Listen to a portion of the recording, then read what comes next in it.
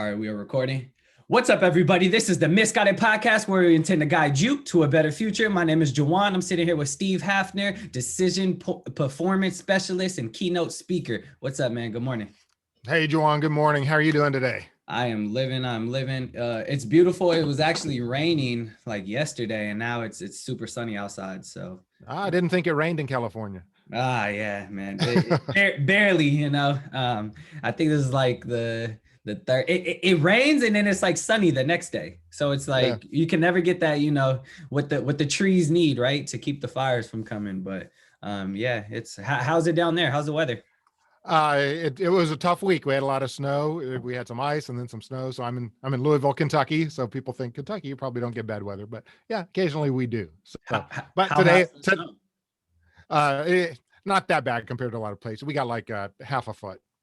So okay. So we didn't suffer too bad, and today it's gonna start melting some of that. So nice. So we're doing good. I like the change of seasons. Yeah, man. Texas is crazy right now. It's literally on the news nonstop. So I'm glad you guys aren't as bad as them or anything. But yeah, no, we're not. That's tough what they're going through for sure. Definitely. Cool. Well, let's go ahead and dive into the podcast. So let's introduce the audience who you are. Sure, absolutely. So I am, I call myself a decision performance expert or specialist, and that's a term that I coined, and we'll get into what I mean by that in a little bit. But I started. Think about this: what's the first big decision that you have to make in your life that's going to affect you for the rest of your life? Basically, when you're in high school and deciding, after high school, what am I going to do? Right? Mm-hmm. Am I going to go to college? Am I going to go work for somebody? Am I going to try to start my own business? What am I going to do? And so for me, it was basically, I really didn't have a choice but to go to college. My parents were like, yes, you're going to college. So the thing is, you decide, okay, what do I want to get into? And that's a pretty tough decision for a 17 or 18-year-old to have to make, Yeah. I'm mapping out my life at this point, but you do have to think about it. And so I thought, what were my passions? What did I love? Well, I loved two things. I loved writing. I was always, ever since I was a little kid and I could start picking up a pencil and starting to write, I wrote poems and songs and short stories, and just that was kind of my thing, And so I thought, well, that's one thing I love. Maybe I should get into writing of some sort, be an author. Another thing that I loved was performing. So I was kind of an introvert. I was a bit of a shy kid and still am to some degree, but getting on stage, with a script and taking a role of another character, that felt good. That allowed me to express myself, and I didn't feel, I didn't have that introversion. I was able to break out a little bit. So two things, writing and performing, were what I really love. So I thought, okay, what's going to be my major in college? Computer science. Oh man, that sounds like more than half of America. A lot of people just pick a major and then go from there and then never end up using it.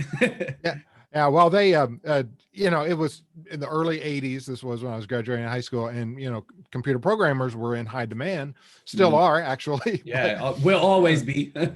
Right. And, so my parents they were looking at, well, gosh, Steve's got this creative side, but it could be a tough row to hoe to try to, make a living being an artist of some sort, whether it's in writing or acting or whatever. And, but I did take a computer class in high school and I liked it. I've always been a puzzle solver, and that's kind of what programming is. And so my parents were encouraging me to go that route. And I had agreed that was a safer, more secure route. I would always be able to have a job, a good paying job. So I got a degree in computer science, and that launched me on a 30-year career in the IT industry. It was, so it was great. So, I had my career as starting off as a programmer, various title, systems engineer, systems analyst. Then I got into the management side, and I was leading product teams and project teams. I became a vice president of a small company too. And my title was actually business analyst. That was the last title that I had when I was working for a big company. So I was always on the IT side. A lot of it was in healthcare. And, but it was probably around 2005, I think. I picked up a hobby, and that was magic. And when I was a kid, I loved magic, but I kind of grew out of it. And then I had kids of my own. And when they were starting to be like 3 and 5 years old, I saw a book in a bookstore on magic. I thought, hey, I loved magic when I was a kid. I wonder if my kids would like to see some tricks. So I bought the book, and they kind of liked it, but I was like really getting into it again. So I joined the magic club. I started doing charity events. I would do my, Yeah. be the magician at my kids' birthday parties, and really had a fun time. And I thought, wow, wonder if I could make a living doing this. Yeah. As soon as I had that thought, though, a little voice in my brain said, are you nuts? Are you crazy? You've got a successful corporate career. We're in the middle of a recession, because by this time it was around 2010. We're in the middle of a recession. You're making good money. You've got a family to support, and you've got this crazy idea to become a magician. That's nuts. Get that out of your head, stop. Yeah. And so I'm like, oh, so that voice was loud and clear. So I kind of put that on the shelf, didn't really consider it. Always had it back there, but didn't really Well, the idea. let's explore that. So because Sure. a lot of people, they have hobbies or they have dreams and aspirations of other stuff, but they don't want to leave that security. They don't, that security blanket is their W-2 job where you're making really good money. Now in 2010, man, that's right in the middle of everything that's happening, right? So for you to even think that is kind of like, whoa, like it definitely is a shock to everyone, right? So Right. what made you actually take that step to just say, I'm done. This is what I love. This is what I want to, do. I don't care what you guys say. What made you take Yeah. that step? Well, it was two things that kind of came together at one point. So I took a job at a company that they basically had one contract, and it was with the U.S. government doing healthcare insurance, Mm-hmm. for military retirees and their families. And they'd had this contract for a long time. Then they hired me, and about a year after they hired me and the contract came up for rebid, they lost the contract. Yeah. And so everybody at the company is like, we got to update our resumes. We got to figure out what we're going to do. What am I going to do next? Well, I had just gone through this process a year prior, get that job, and I was tired of it. I didn't really like this job. It had been a switch from the more technical side into the managerial side. I wasn't really having a great time with it. And that's when the voice came back and said, magician, Yeah. magician. And I looked, at the market in my area, and I thought, well, there's, a couple of people that are making a living doing it, but it's not a saturated market by any means. And I thought, so I looked at it, and I had thought about it for a long time. It wasn't something that I just jumped into. But when this company lost the contract, and I thought I'm going to have to be looking for another job anyway, Yeah. that's when this idea came back. Of course, I talked to my wife. I said, is this crazy? What would you think about, and she was supportive. She said, if that's what you want to do and you think you can make it work, then, then go for it. But I was afraid. I Of had that course. fear, Yeah. Yeah. oh my gosh, what's going to happen? Um, the good thing was, though, I had this 30-year career. I had savings, I had money saved up. I could afford to have a period of building a company where I didn't have any income or very little income. Uh-huh. I had that cushion. So that was something that helped me too.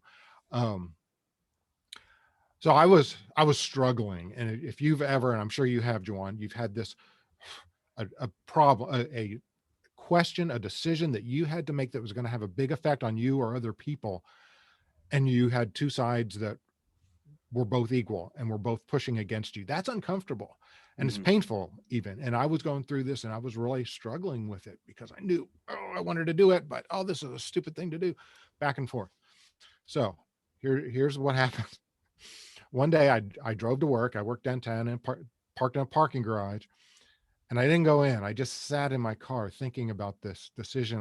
What was I going to do with the rest of my life? And a song came on the radio. And you're a musician, so Yeah. the fact that music played a part in this is interesting. But I'd never heard this song before, and I'd never heard it. I have never heard it on the radio since. So that isn't that odd. Yeah. So I turned it on, or I had the radio on, and all of a sudden I started listening to it, and some of the lyrics were just kind of hit me in the face. The lyrics were, there comes a time when you have to ask yourself, where am I going? What have I done? Are you taking the rules that you've been given, or breaking the rules with your own decisions? Isn't it time you tried? Mm. And I heard those, and a wave hit me. It was just like, and it's kind of hard to explain. I don't know if there was a wave of relief or awareness, but I actually had tears coming down my face, and I'm not a crier, but it just, because I had been struggling and this was such a painful decision, and I suddenly felt, yeah, that's it. Those lyrics, that what that song says is true for me. I have to take control. I have to do what I want, and what I think is important to me. Mm-hmm. And what great thing about magic is that two things that you need to be a magician: need to be creative writer, and you like performing. And those were my two passions back from high school, right? So they're Yeah. coming back into play. That was another thing that made me want to get into magic. Um, but after that moment sitting in my car, and I heard that song and I made that decision. By the way, the song is called "Living the Life," Yeah, I was gonna and ask that. Nice. yeah, it's called "Living the Life." It's by, I believe his name is Martin Sexton, and I have looked it up and I've watched the video on YouTube a lot of times, to get Yeah, I motivated. could tell you knew the lyrics like head on. Yeah. That's funny. Yep. And like I said, that was the only time I heard it in the radio. How odd is that it happened right at that moment when I had that But big, sometimes it's like things like that happen, right? It's like the either I've had it moment of where I hate my job, I've had it, I'm done, and their life kind of changes, or it's like these moments that kind of like, I don't know, they just kind of push us over the edge, and we all need it. And that's super cool that you had it in your car, Mhm. right before you were thinking about leaving the job. Like you didn't even want to walk upstairs to your job. So that's super Yeah. cool. I did want to touch up on a point though that you mentioned.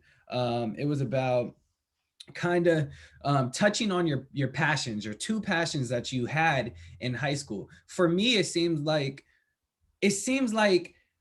we have these passions, and once we finally figure out these passions, society they mold us with their perceptions of what we should be, right? So they mold us in, Right. you should go to college, you should do this, because this is kind of going to be comfortable for you, it's going to be a security blanket for you, you should go this route, be a doctor, be a nurse, right? Or something, when some of us just have a passion to be on stage, right, but they don't tell you, oh, that's a way you can make money. They don't really teach us that. So it kind of sucks that we finally find this passion, then you go to college, you become a computer scientist, or into IT for 30 years, until you finally realize, dang, I didn't waste my time. I'm not going to say waste your time, but it took me 30 years to figure out this was my actual passion, and I knew it all along, but society kind of made me think, hey, I should be a computer scientist, or your parents kind of put you into that mold. And I think it's Yeah. just super interesting. And I think that, I mean, we're going to talk about it, but I think that's kind of where decision performance comes in, right?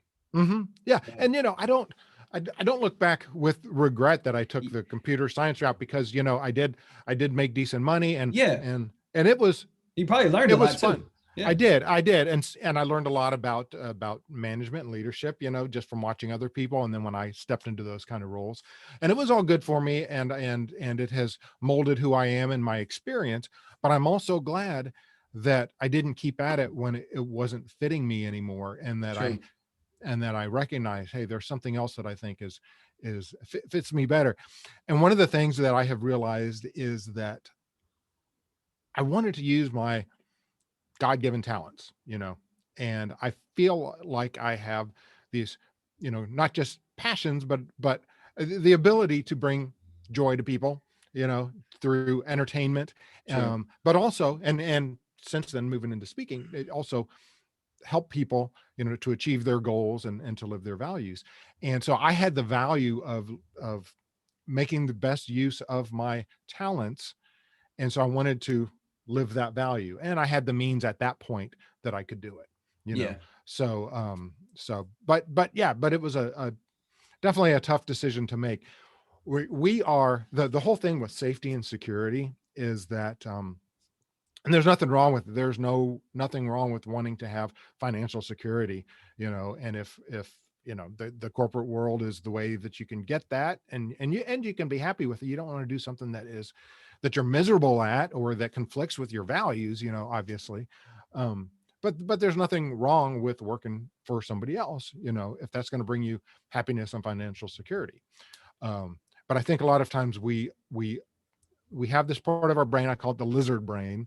Yeah. And, I didn't make up that term, but it goes back to the reptilian brain concept that we have, that a lot of what goes on at the subconscious level comes from our primitive instincts to stay safe, because that part of our brain, its only job is to keep us alive so we can pass on our DNA to future generations, right? Yeah. So it wants to keep us alive, and it's always on the lookout for potential threats. So it focuses on safety and security. So we have that at the subconscious level, pushing us. And sometimes we have to get over that. We have to push ourselves past that if we want to be the best version of ourselves, that we can be. See, one thing that we have that on top of, we have, every pressure from society wanting us to do the same thing. So it's, we have that, and then we have our teachers telling us, this is what you should do. This is how you should learn, right? But they don't touch on taxes, business. Just for example, I had my brother come over like 2 days ago because he couldn't understand taxes, and he needed me to teach him through it. Like, why is that not taught? Exactly. We have to do it every year. And if you own a business, you have to do it multiple times a year. So like, I just, that's what the whole point of this podcast was, is to guide people in the right direction. Because there's a lot of stuff that we're taught, and it's not necessarily needed. Like, I'm gonna be honest, I can't remember the last time I figured out the hypotenuse of a triangle.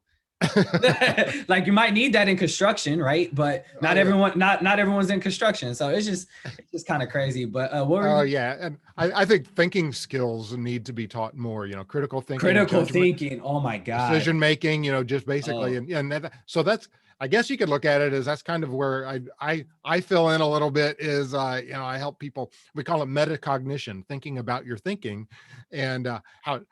So the more you know about how your mind works and how your brain works, the better you can use it.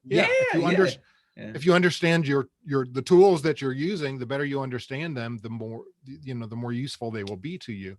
So since most of us get paid really to make decisions, and you're going to succeed based on the quality of your decisions, then the tool that you use to make your decisions, if you can understand that and know what it's doing, especially at the subconscious level, then you're going to be able to, make sure that your decisions aren't going the way of the lizard brain, and that they're more in line with your goals and your values. Right? Very true. One really interesting thing I thought to finish out my story about bolting from the corporate world was that when I made that decision, and I walked into my boss's office the morning, and I said, boss, I quit. And he was like, what's going on? Because I had mentioned it before. He knew I had magic as a hobby, but he's like, I thought you were happy here. What, did you get a better offer? What's going on? And I said, nope, I'm quitting to become a magician. So I expected him to laugh in my face, right? Kind of nervous about telling him, but he didn't. And he smiled. And he kind of nodded, and he said, you know what? He said, I think that's great. He said, I wish that I had a passion that I could bolt the corporate world for too, that I could make a living at. So, I think a lot of people have that they would, and if, just because you have a hobby, something you love to do, doesn't mean that you should make that your career, No, yeah. And I still don't know if it was the best decision for me, but it has kind of launched me on my path that I'm happy where I am now. I say happy, I'm not satisfied, but I am glad that I'm on the path that I'm on now, and I've taken that, and I have since moved.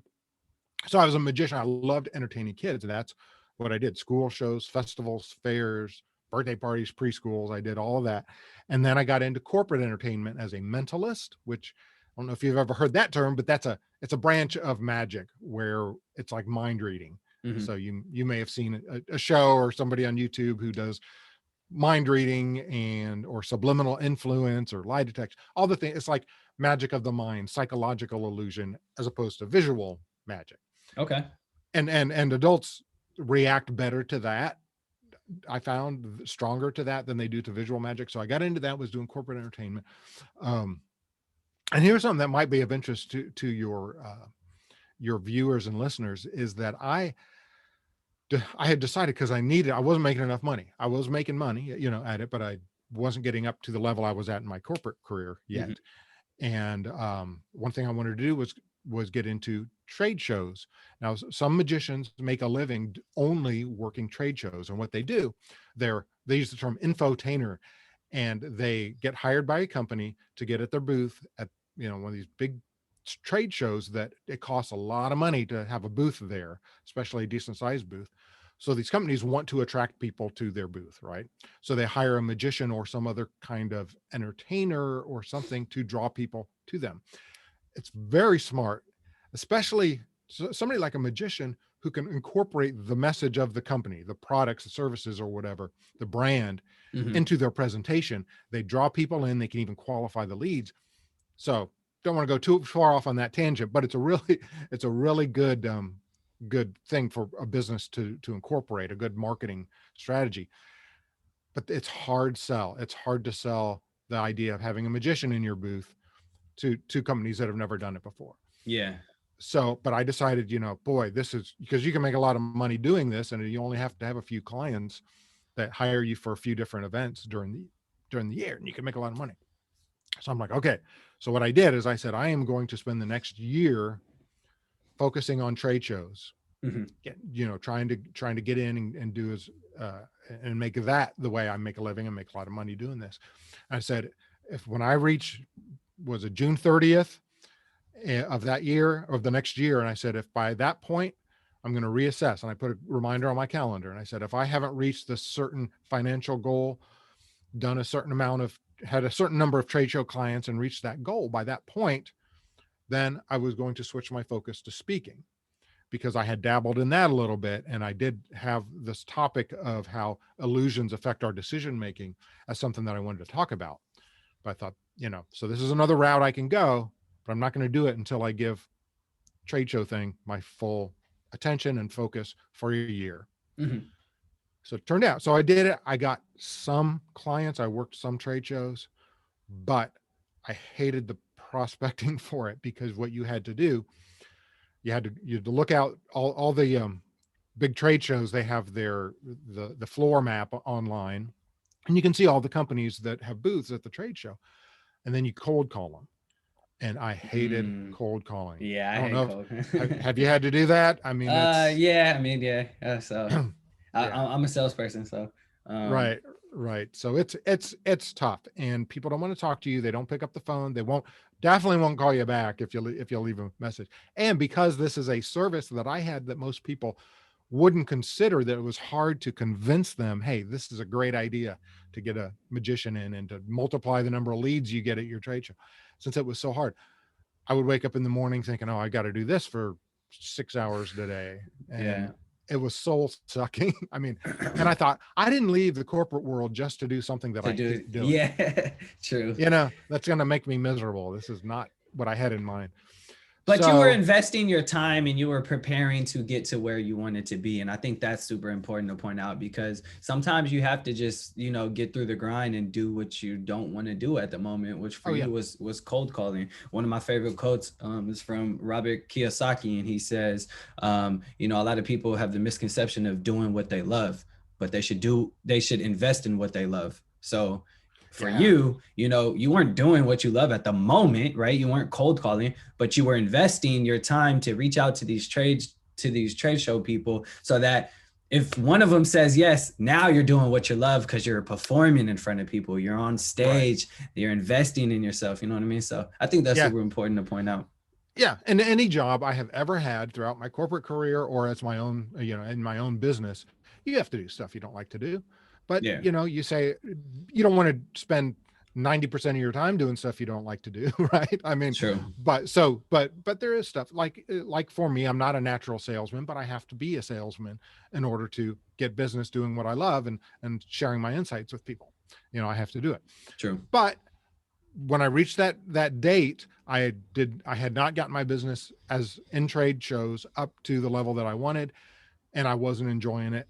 And so I said, okay, I hit that tripwire, and this is a decision-making strategy, is when you make a decision, that you set tripwires or deadlines along the way, at certain points, and say, I'm going to reassess. I'm going to see if I need to pivot or adjust. If I haven't reached this one benchmark by this point, I'm going to take a look at it.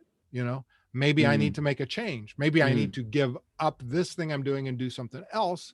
Or maybe I just need to change the way that I'm doing it. But you have to think about it. And if you don't set that tripwire intentionally beforehand, you're going to forget about it, and you could be going for a long time in the wrong direction. Very true. Yeah. So hard work is important, but if your hard work is not going in the right direction, then you're getting further away from your goal than towards it. So you've got to have the two pieces, the hard work and make sure you're going in the right direction. So, and I'm writing a book right now on called Don't Say It, 25 common sayings you should really stop saying. And one of them is you should never give up. And that's a great motivational phrase to keep going. But in a lot of cases, it's wrong. It's not right. What you should do is assess, like in these tripwire situations I talk about, assess, are you making progress? So even if it's difficult, don't give up just because it's difficult, right? But assess, are you making progress? Are you making connections? Are you building a foundation? Because at the beginning, as you probably know, when you're first starting a business, that's the tough part. That's when the gains are the smallest, right? Because you're building that foundation. And then once you get that strong foundation built, then things start to get rolling if you're going in the right direction. But, if you assess yourself and say, I'm not making any progress right now. This is, even though I've spent all this time and money into this effort, this is obviously not working. Then it's okay to give up, or at least rethink how you're doing it, to do it another way. Because some people, they think about Michael Jordan and his baseball career. So his goal was to become a Major League Baseball player after his basketball career was over. And I forget how long he was in the minor leagues trying to achieve that, but he never achieved it. So at some point he gave up because he realized, here's the situation, and I'm not being the best in the world like I am with basketball. Right. This isn't going to happen for me. So that was good. And then he could take all his personal resources and put them into other endeavors, do something else that would be productive and useful, so that's okay. I think I kind of in that book that's going to come out, where I have a contradictory point of view about a lot of common sayings, is that, they're motivational sayings that sound good, and they might be a good catalyst for people, but people take them to heart too much, and they, you need to really think. I'm all about thinking. That's one of my values, is think past the emotion. Emotion makes a great catalyst, but it's terrible as a problem solving mechanism. We need to decide how we're going to let emotions affect our decision making, because a lot of times they get in the way. True. Let's talk about thinking. So you coined that term, decision performance. If you could give me the Wikipedia definition right now for the audience, what would that be? Decision performance is the level at which your decisions achieve your goals and reflect your values. Achieve your goals and reflect your values. So can you give us an example of someone starting a business and kind of assessing their decision performance? So can you give an example? Well, yeah. And you assess, and this is important because a lot of people don't do the assessment, is that after first, when you're in the decision-making process, or you have something that you're going to do. Okay. Sure. So you've got this decision. Am I going to start a business? For example, any decision that you make, you want to align your personal resources with the impact of that decision. So take a guess at how many conscious decisions the average person makes every day. I wouldn't be as much as you think it should be. Well, most people underestimate what it is. It's actually, according to a study, it was done several years ago, the average person makes over 35,000 conscious decisions. Now, I'm like, where are my 35,000 decisions? But a lot of them are very small. What time are you going to get up in the morning? What are you going to have for breakfast? Very small decision. But, some of them have a big impact, and you don't want to spend a lot of time agonizing over, should I have pancakes or cereal for breakfast? Because that doesn't make sense. you don't want to spend your time and energy on that. But if you have a decision that's going to have a big impact on yourself or on other people, then you want to put more time and energy and effort, maybe money, into making that decision, create more of a decision process, right? So if you're about to go into business, that's going to be a big deal for you, right? Mm-hmm. For whoever is trying to make this decision. Doesn't mean it's irreversible. Doesn't mean you can make the decision to do it and then change later because you hit a tripwire that said, if I'm not at this point, I'm going to, do something different. But, you're making that decision. So there's a number of ways to go about it, but you have to assess all your options. Because one thing I just wrote about in my blog last week was we often frame decisions as two options: do something or not do it, do this or that, and it turns out studies of decision making show that decisions where we only have two options, one alternative to what we're doing now, fail 52% of the time, as opposed to decisions where we look at more options, those fail only 32% of the time. So that's actually like a 60% difference because of going from 32 to 52. So it fails quite a bit more often when we don't broaden the number of options we have. Yeah. So I kind of think of it. I've never really thought of that. I feel like most of my decisions is like, how can I do that? You know what I mean? Instead of like the two options, it's like, if you ask yourself, how can I get there? Then you broaden your scope of view, which means there's more options. So it's like, how can I get there? Okay, well, there's so many paths I can take, right? Now I have to decide which one I'm going to take, but I didn't automatically cut it off and say, what were the two options you gave? It was well, do this, don't do this. There you go. Yeah. So it's you're not limiting yourself, like you just said. I think that's super important to pinpoint. Well, that's good for you. You look at, how can I do this? And understanding what your goal actually is important. So you may have heard the little metaphor of, you go to a hardware store because you want to buy a 3/4 inch bit, drill bit. Mm-hmm. So, and the salesman says, so what do you need? I need a 3/4 inch drill bit. Well, that's not really what you need. What you need is a 3/4 inch hole. So your goal is to get that hole. It's not really to get the drill bit. The drill bit is one option for the hole, for getting what you want. Mm-hmm. And maybe Seth Godin, says that maybe the hole isn't what you want. What you really need is a shelf on the wall. And maybe that's not what you really need. What you really want is to make your wife happy. And she's the one that asked for the shelf. So your wife's happiness is your ultimate goal. Yeah. So we have to think, what is our, the ultimate goal that we want? And, if you're thinking about starting your own business, how can you do it? Just like you said, think about different ways you can do it. When I was thinking about becoming a magician and quitting my corporate job, those really weren't the only two options I was considering. I also thought, what if I could go part-time, because I wanted to ease into it. I had no idea if I'd be successful or not. So I actually tried to take the route of seeing if I could work part-time, the company I was working for, and then the rest of my time building up my personal magician business. Right. But my manager wouldn't do it. That turned out not to be an option, but that, I did at least think about other options. You explored it. Yeah. Right. And as a magician, I also explored other options, since then, as I said, being a speaker, going into trade shows, doing corporate entertainment, mm-hmm. Just trying to look at the breadth of options. And this is where I think a lot of people, when they're starting out on their own, they don't take enough, put enough emphasis on teamwork, on getting an outside view, and getting other trust people that you can trust to give their input, especially people that have gone down the route that you want to go down. Because one of the things the lizard brain does is we have overconfidence in our own abilities. 80% of people think that they're better drivers than the average driver. Mm-hmm. That can't be true. 50% are better, 50% are worse, right?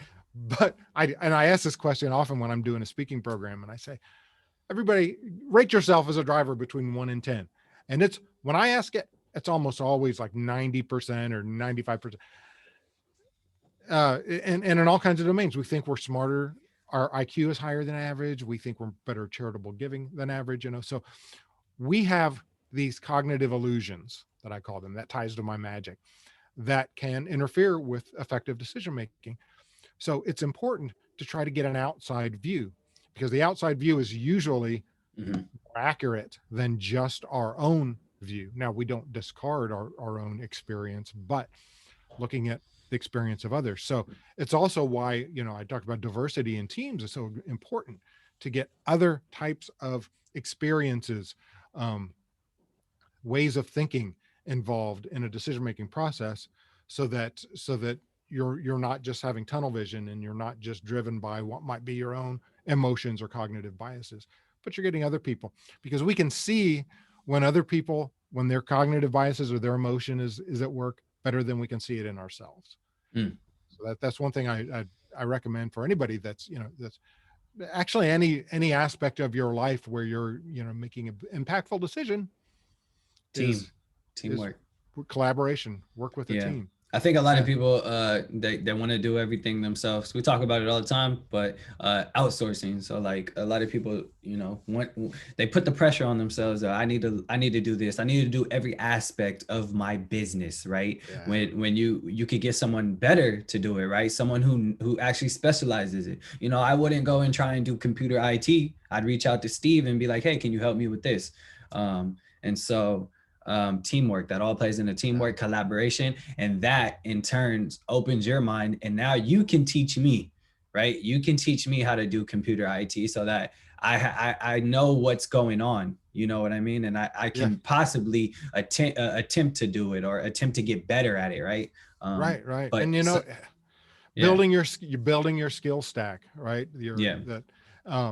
And I'm totally guilty. I talk about decision making. I am definitely not the best decision maker in the world, but I think I'm better than I used to be. Well, I think it's more important to realize that if even if you're not the best decision maker, you're still thinking about the decision, right? It's like, at least you're thinking about it, right?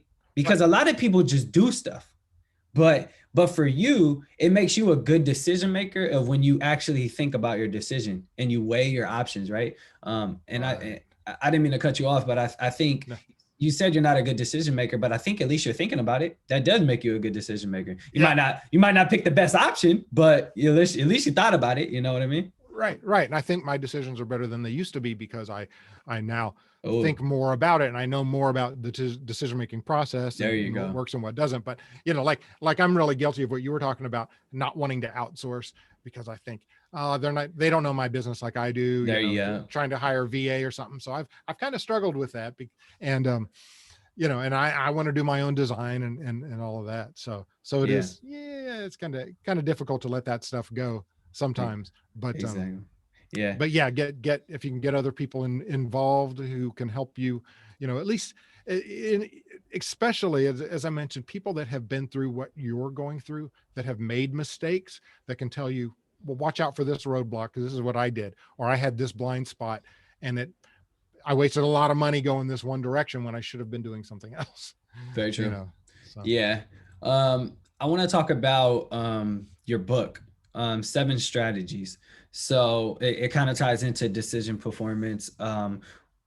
What is this about? What even made you write this? And let's dig into it. Sure. It's called 7 Strategies for Making Great Decisions. And it's very small. It's an ebook. You can get it for free on my website. So, and it's a quick read, but what I do is I talk about different things that you can do to help you make better decisions, things to look out for. For example, I have the first chapter is on invisible biases. So they're what I'm now calling cognitive illusions, which are there's the term cognitive bias, which incorporates a lot of different types of subconscious impulses, distortions, preferences that are hidden because they're subconscious, but they affect how we go through life, how we make decisions, and the things that we do. So I talk about some of those that you have to try to recognize. And, I loved when you were talking about, it's important just to take a moment and think about your decisions, because some people just do things without even thinking about it. Exactly. My mantra is confront the lizard. So I use the lizard as my metaphor for the lizard brain, that part that influences us in these different ways. Confront the lizard. And that means take a moment, kick it up from your lizard brain up to your big thinking, conscious, executive level brain, so that you can overcome those types of influences that may be leading you, away from your goals and values.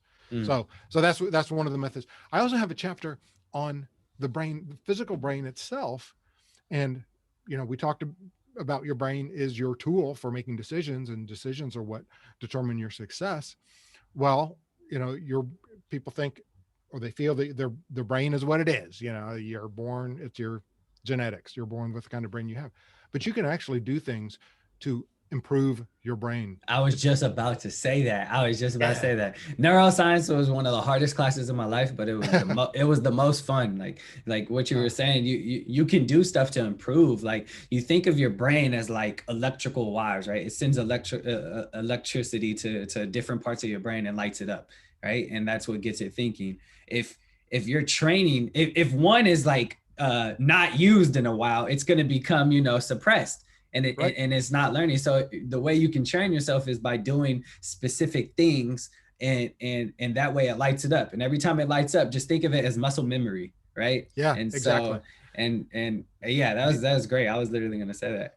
Yeah, and one thing, just a quick tangent, is one of the things I talk about a lot is the status quo bias. How lizard brain wants us to take the safe route, which is usually just keep doing what we're doing, because back in the wild, when we were wild animals living on the plains or the prairies, taking that well-worn path to the river was the safe route, because we know what's there. Going off a different route, well, there's potential threats out there that we don't know about. So we have this inclination, right, to just keep doing what we're doing, right, rather than doing different things. So, but it's been proven that having new experiences and new situations and new ways of thinking, that's, like you said, it lights up the brain. It creates new pathways between neurons, and that activity is healthy for the brain.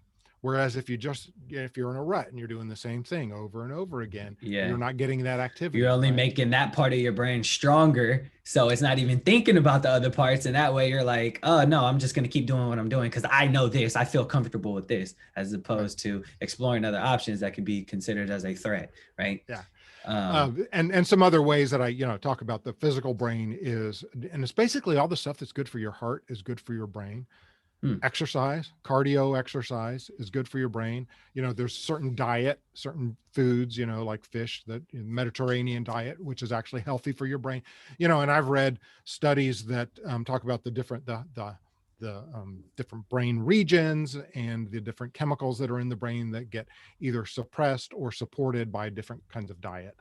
And of course, hydration, getting enough sleep, all that stuff that is, you think generally healthy for you, well, that's helping your brain as well.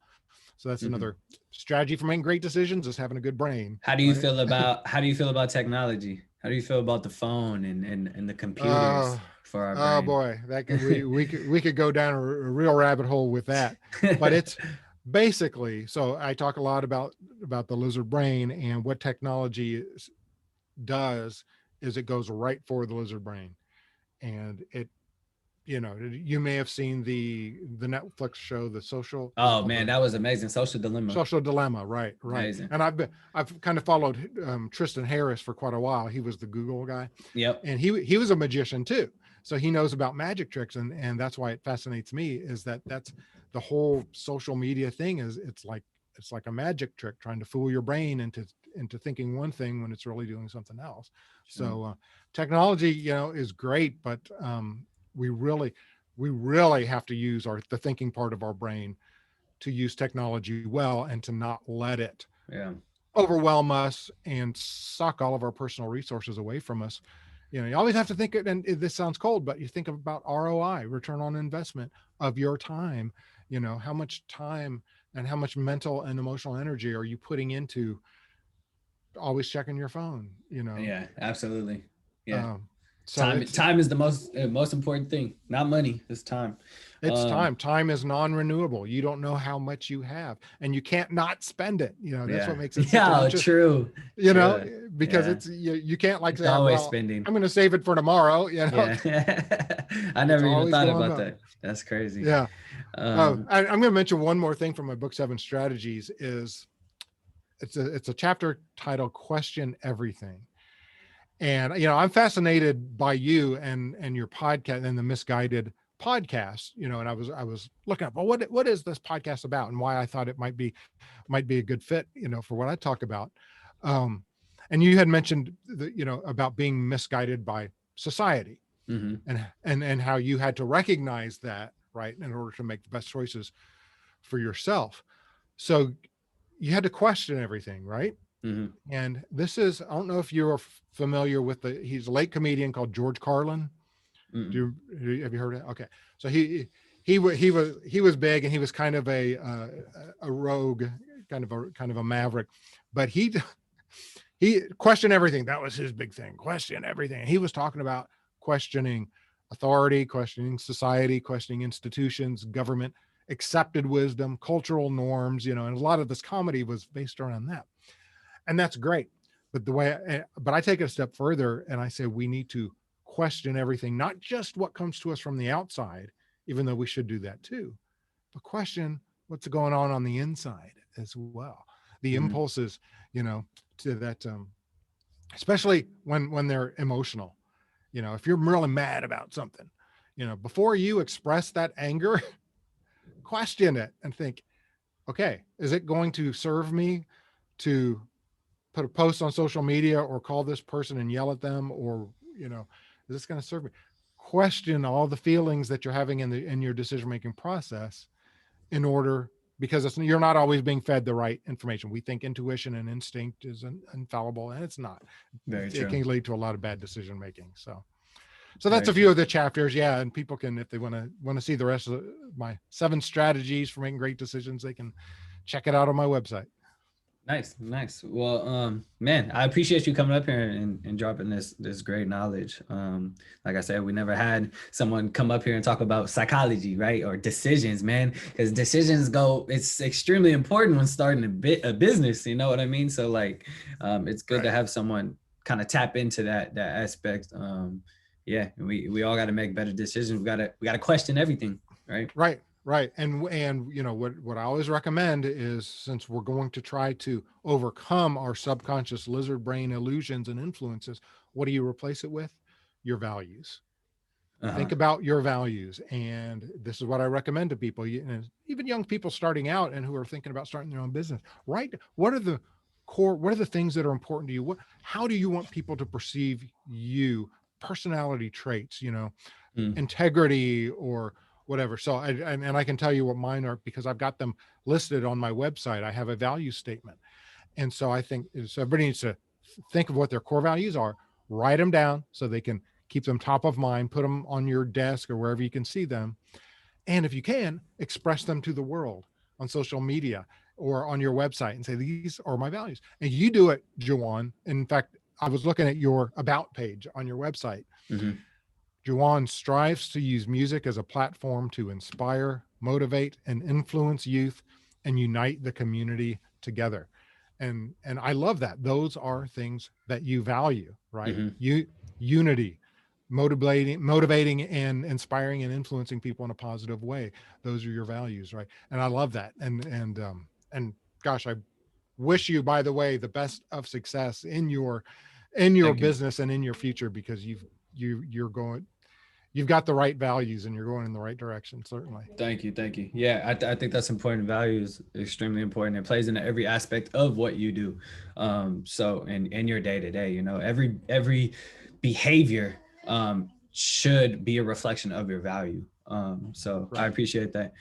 So the way we like to end the show, I ask a question. It's called the guided conclusions section. I ask a question that could be funny, serious, pretty much anything, but it's something we haven't previously discussed beforehand. Today's question is going to be a little silly because you're a magician. I want to know about illusions. So if you could use magic to make someone believe something, any illusion, right? You can trick them into believing they're a princess forever. I don't know, something. If you could use it, what would that magic trick be in order to trick someone? Ooh, and it's permanent, right? So it's permanent. So once I do this trick on them, then it's gonna stay. Yeah. So it could be putting, it could be tricking them into, giving them a value or whatever, but it has to be something. What would it be? Here's one. Okay. If I could all of a sudden do some sort of magic trick to make people understand that they're being fed a version of a movie and there's actually two versions of the movie and they don't even see the other one. The Truman Show. Yeah. Well, so, we are, when you look at media and how we get information, and if you look at we're not talking about politics, but you look at the left and the right, the reason people disagree and they can't understand how other people can feel how can you think that about that person or that policy or whatever, that because they're seeing a completely different movie than you're seeing. The information they're getting is completely different from what you're getting. So we're each getting this tunnel vision. And if I could do this magic trick, I would open up all the information to everybody so that everybody could see what's really going on instead of just their own little tunnel of information. That's a beautiful answer. I love it. Well, I love it. And I was hoping you said something like that, because when I was writing down the question, I was like, I hope he says something to like this degree. So that's perfect. Cool, man. Well, like I said, I appreciate you coming up here. Go ahead and give everyone your social medias or your website. Let them know where they can reach you and stuff. Sure. So my website is stevehaffner.com. So it's just Steve, HAFFNER.com. And you can get the 7 Strategies book we talked about. And you can sign up for my newsletter. My newsletter is called Cognizance. And it's a very quick read and it points to my blog. So every week I come up with another insight into either decision-making or how illusions affect our decision-making. And just, it's all about achievement, getting better, making better decisions. Yeah. And there's something fun in there too. So it's a good, people are like, do I want more email? Well, if it's going to be helpful and useful to you, maybe you do, Yeah. So you can get that at my website. I am on Twitter. It's Steve Haffner, and Facebook. If you look up Steve Haffner Decision Performance, you can find me on Facebook as well, and LinkedIn. So LinkedIn, Twitter, and Facebook are my main social medias. Nice. Well, you heard it here, guys. I appreciate you listening to this episode. Make sure you share and make sure you make better decisions to get better results. I'm sitting here with Steve Haffner. This is the Misguided Podcast, where we intend to guide you to a better future. My name is Juwan. Make sure you like, and share this episode. Thank you, everyone.